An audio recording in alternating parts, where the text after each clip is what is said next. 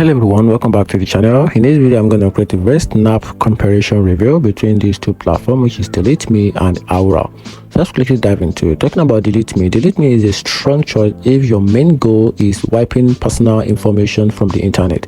It covers hundreds more detailed broker sites than most competitors. It gives detailed quarterly reports and is specialized in thorough manual removal. The trade-off is the speed removal, which can take a bit longer, and it lacks extras like credit monitoring or VPN. Still, if you want maximum online footprint cleanup, DeleteMe delivers. Talking about Aura, on the other hand, is more of an all-in-one identity protection suite.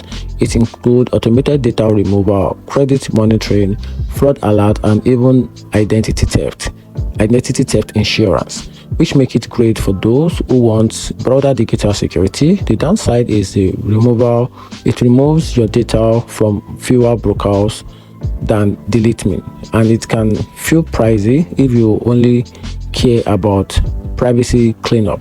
So if you want complete protection, Aura is better, but for deep data removal, DeleteMe wins. And that's it. Hope you find the video helpful. Turn on the notification button and subscribe for more.